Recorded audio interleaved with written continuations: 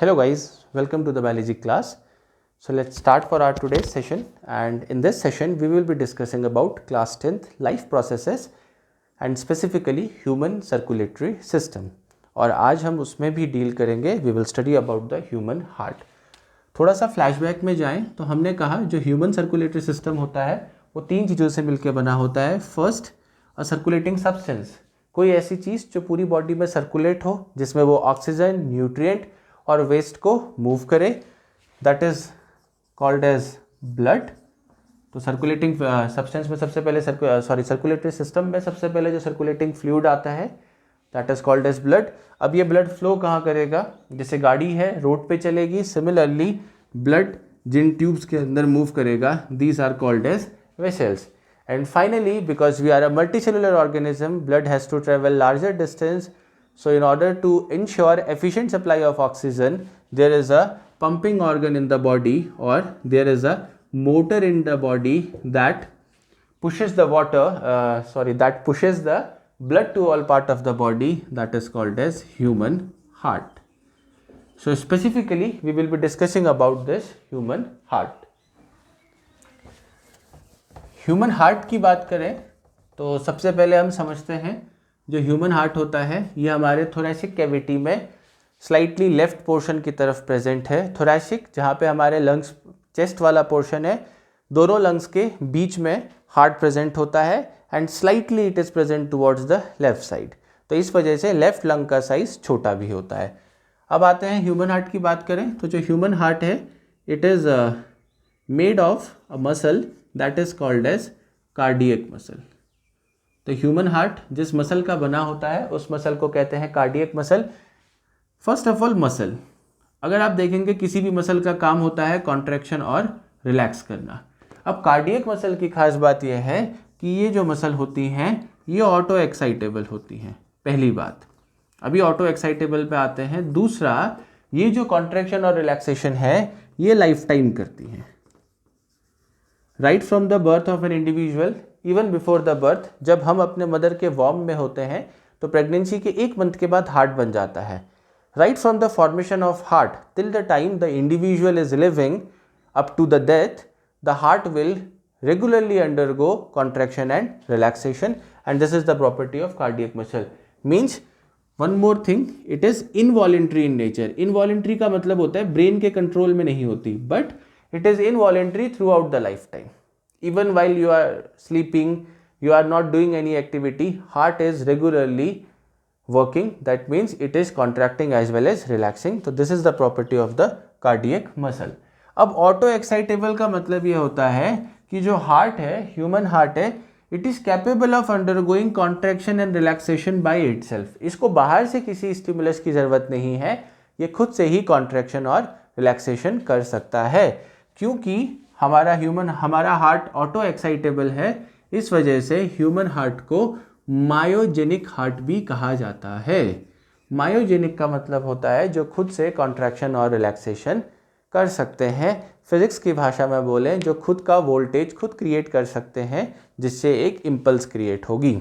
Okay, and size की बात करें तो जो ह्यूमन हार्ट होता है ये क्लिंच फिस्ट के बराबर होता है. क्लिंच फिस्ट का मतलब होता है अगर आप अपनी रिस्ट को फोल्ड कर लेते हैं, मुट्ठी को फोल्ड कर लेते हैं, तो इसके साइज का आपके क्लिंच फिस्ट के साइज का ह्यूमन हार्ट होता है. So this is about the some of the features of human heart. Now let's speak of the structure of human heart.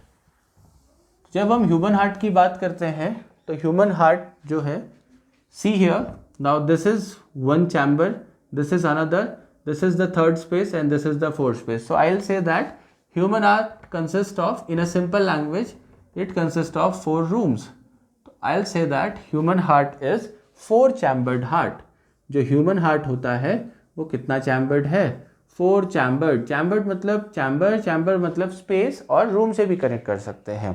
जो ऊपर के 2 chambers होते हैं, this one and this one, they are smaller in size and these are called as atrium.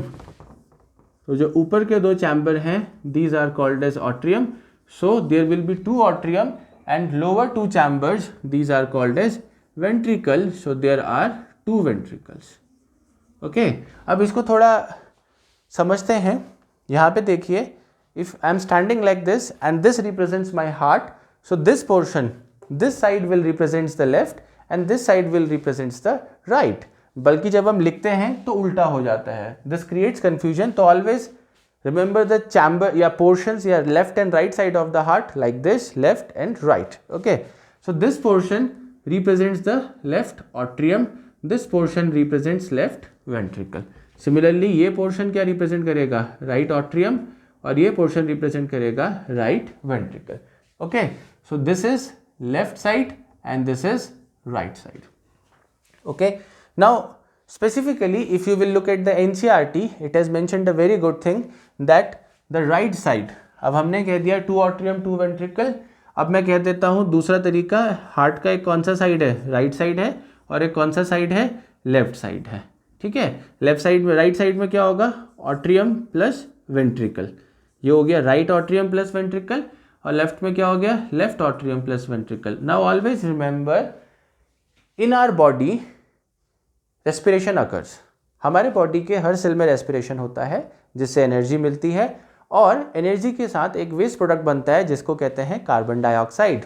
तो वह carbon dioxide हमारे body से remove करना है, and you know that it is brought to the lungs through the blood, but before reaching the lungs it reaches the heart. तो जो blood हमारे पूरी बॉडी से आ रहा है जिसमें कार्बन डाइऑक्साइड है, वो सबसे पहले हार्ट में जाएगा, and it will always enter the right side of the heart. तो remember, right side of the heart is meant for the entry of deoxygenated blood. Deoxygenated का मतलब होता है without oxygen, okay? And deoxygenated without oxygen, या फिर कभी हम इसको दूसरे ही रेफरेंस में कह देते हैं CO2 containing blood। तो ऑलवेज रिमेंबर, हमारे हार्ट के राइट साइड में कौन सा ब्लड आएगा, ऐसा ब्लड जिसमें क्या होगा, CO2 होगा। And on the left side of the heart always there will be the entry of oxygenated blood। तो इसमें जो ब्लड आएगा वो हमेशा कैसा होगा, ऑक्सीजनेटेड। ऑक्सीजनेटेड का मतलब है जिसमें ऑक्सीजन होगी, और आपको पता है कि ऑक्सीजन कहाँ आती है ब्लड में, in the through the lungs, alveolar sac से। इसका मतलब है लंग्स में जब कभी भी ब्लड में ऑक्सीजनेशन होगा, फिर वो ब्लड कहाँ आएगा, हार्ट में आएगा। हार्ट के कौन से चैम्बर में, लेफ्ट। एनसीईआरटी में काफ़ी अच्छा दिया है, if you will see the diagram, here the colour will be given as bluish kind of, and here there will be reddish kind of color. So bluish stands for deoxygenated blood and reddish portion stands for oxygenated blood. Okay, so understand the difference between the right side and the left side. Now further studying the structure, ये right side, ये right atrium है, ये right ventricle है, similarly left atrium, left ventricle. Now see here what happens. Now say if this is the four chambers of the heart, so there is a small aperture or a opening between the atrium and the ventricle. तो atrium और ventricle के बीच में एक छोटी सी opening होती है, इस opening को हम aperture भी कह सकते हैं, और ये aperture is guarded by a valve। मतलब इस aperture को के ऊपर एक valve present है, और उस valve का काम यह है ensure करना कि कब ये pore open होगा और कब ये pore close होगा। So basically here these represents the valve and here this is the valve. तो this valve is called as tricuspid valve. Cusp shape होते हैं और तीन प्रेजेंट है यहाँ पे, कहाँ पे, between the right atrium and right ventricle, therefore it is called as tricuspid valve. And this valve here, this is called as bicuspid. तो always remember, tricuspid valve guards the right atrium and right ventricle, and bicuspid valve guards the left atrium and left ventricle. Between these two chambers, the valve that is present is bicuspid in the left side, in the right side it is tricuspid. Okay, now moving forward, this is about the internal structure of heart. As you will see, there is no aperture present between the left and right side. Left और right side के बीच में कोई aperture present नहीं होता है, it is always present on the between the atrium and ventricle. Okay, now let's move on. I said कि right side of the heart receives the deoxygenated blood. तो जो ट्यूब, जिस ट्यूब के through पूरी body का deoxygenated blood right side में enter करेगा, that is called as vena cava. इस ट्यूब को कहा जाता है vena cava. Let's understand this now. This tube, let's see here, you will see the sign. एक ट्यूब यहाँ दिख रही है, एक ट्यूब यहाँ दिख रही है, सुपीरियर इंफीरियर वेना केवा कहते हैं इनको। अब इनका काम क्या है, पूरी बॉडी से कार्बन डाइऑक्साइड कंटेनिंग ब्लड को हार्ट के अंदर लाना। और हार्ट के किस चैम्बर में लाएंगे, in the right side. And always understand that it is the atrium which will receive the blood. कहीं पे भी हो, लेफ्ट और राइट, ऑट्रियम हमेशा ब्लड को रिसीव करेगा। सो द ट्यूब और specifically the when which carry deoxygenated blood from all part of the body to the heart is called as vena cava. Okay.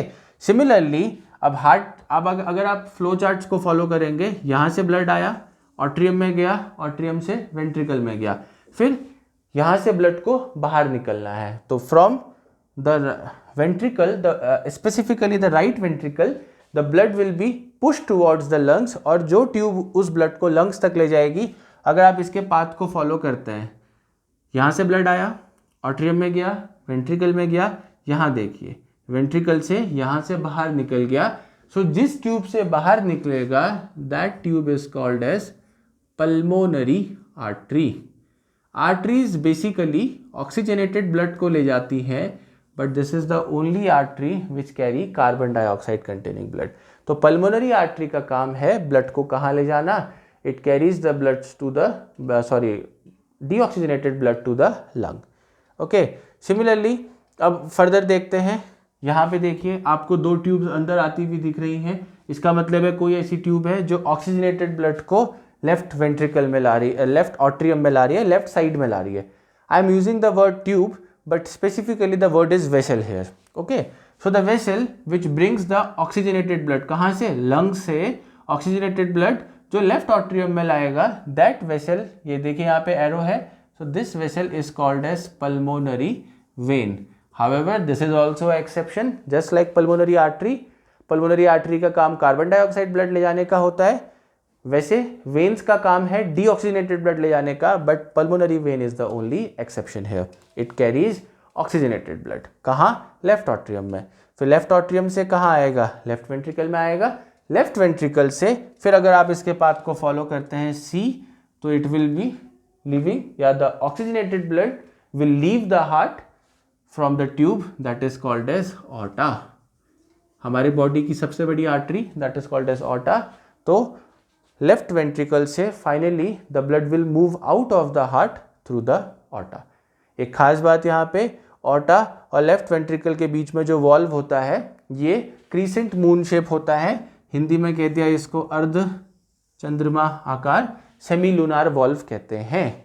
जो वॉल्व आपके कहाँ पे present हैं, between the aorta and the left ventricle, इसके बीच में जो valve है उसे सेमी लूनार वॉल्व कहते हैं। So this is about the structure of heart. थोड़ा सा रिपीट करते हैं। हार्ट 4 चैम्बर्ड है। Upper 2 chambers are called as atrium, lower 2 chambers are called as ventricle. Ventricle की wall is much thicker than the atrium. Then we said that there is a valve present between atrium and ventricle. Between the left side the valve is called as tricuspid, and between the right side it is called as tricuspid valve, and in the left side it is called as bicuspid valve. Further, there are some vessels through which the blood will enter and moves out of the heart. The first, the deoxygenated blood will enter the right side of the heart through the vena cava, and it will leave to the lungs through the pulmonary artery. Similarly, oxygenated blood enters the left side through the pulmonary vein, and it will exit through the aorta. Okay, now let's see how heart functions. अब देखते हैं heart function कैसे करता है। बहुत simple है, याद रखना, हार्ट मसल है, मसल का सिर्फ एक ही काम है, कॉन्ट्रैक्शन और रिलैक्सेशन करना। नाउ लेट्स से, सपोज अभी हम यहाँ पे ऑक्सीजनेटेड और डीऑक्सीजनेटेड ब्लड की बात नहीं करेंगे, सिंपली ब्लड की बात करेंगे और ऑट्रियम की बात करेंगे। Now let's say blood heart में एंटर करेगा, और जब ब्लड हार्ट में एंटर करेगा तो ऑलवेज रिमेंबर, जो ऑट्रियम होगा, ऑट्रियम कैसी स्टेट में होगा, रिलैक्स स्टेट में होगा। Means suppose this is the room, this is the heart, और यहाँ से ब्लड को एंटर करना है, चाहे यहाँ से एंटर करना है। If blood is entering, so when the blood will enter, what will happen? The atrium is in relaxed state. Now you should understand why relax, because if it is in relax state में surface area बढ़ जाएगा, surface area बढ़ने से it will accommodate maximum amount of blood. तो यहाँ पे क्या है, मैक्सिमम अमाउंट ऑफ ब्लड आएगा, why, due to the increased surface area. Okay, अब जब ऑट्रियम रिलैक्स स्टेट में होता है तो उस वजह से ये वाला वॉल्व अभी बंद होगा। ओके, जब ऑट्रियम पूरा फिल हो जाएगा उसकी वजह से इस किसी भी वॉल्व में, ट्राइकस्पिड या बाइकस्पिड वॉल्व में प्रेशर लगेगा। तो when atrium is in relaxed, फिर क्या होगा, ऑट्रियम में ब्लड आ गया, नाउ ऑट्रियम क्या करेगा बेटा, कॉन्ट्रैक्ट करेगा। पहले ऑट्रियम रिलैक्स था, क्यों था, क्योंकि उसके अंदर ब्लड आना था, फिर ब्लड उसने रिसीव कर लिया, चैम्बर भर गया, नाउ ऑट्रियम विल कॉन्ट्रैक्ट। अब जब ऑट्रियम कॉन्ट्रैक्ट करेगा तो कॉन्ट्रैक्ट करने से क्या होगा, प्रेशर जनरेट होगा, उस प्रेशर से ये वाला वॉल्व खुल जाएगा, और अगर ये वॉल्व खुल गया तो what will happen, the blood will move towards the ventricle. तो ऑट्रियम के कॉन्ट्रैक्ट करने से क्या हो गया, valve open, and similarly similarly नहीं, उसी समय आपका जो नीचे वेंट्रिकल होगा वो किस स्टेट में आएगा, रिलैक्स स्टेट में आएगा। ये साइमल्टेनियस होने वाली चीज़ें हैं, मतलब जैसे ही ऑट्रियम कॉन्ट्रैक्ट करना शुरू करेगा वेंट्रिकल क्या होगा, रिलैक्स होना शुरू होगा। क्यों, क्योंकि वेंट्रिकल को ब्लड रिसीव करना है, इस वजह से। और ब्लड मैक्सिमम कब रिसीव करेगा, जब उसका एरिया सबसे ज़्यादा होगा। तो as soon as the atrium contract ventricle will relax, ventricle relax state में आ गया तो ब्लड वेंट्रिकल में पहुंच गया। Now finally once the ventricle has receive the blood, now ventricle will contract. अब वेंट्रिकल क्या करेगा, कॉन्ट्रैक्ट करेगा। अब वेंट्रिकल के कॉन्ट्रैक्ट करने से क्या होगा, एक प्रेशर जनरेट होगा, और उस प्रेशर जनरेट होने से जो ब्लड होगा it moves out of the heart. तो हार्ट का काम क्या है, सिंपल सा काम है, हार्ट का काम है प्रेशर जनरेट करना, जैसे वाटर को लिफ्ट करने वाली मोटर प्रेशर जनरेट करती है। So this is regarding the functioning of heart, like how atrium and ventricle functions, and due to which how the blood moves to the atrium and ventricle and finally to the outside the heart. Okay, so this is regarding the structure of heart. That is all for today. Thank you.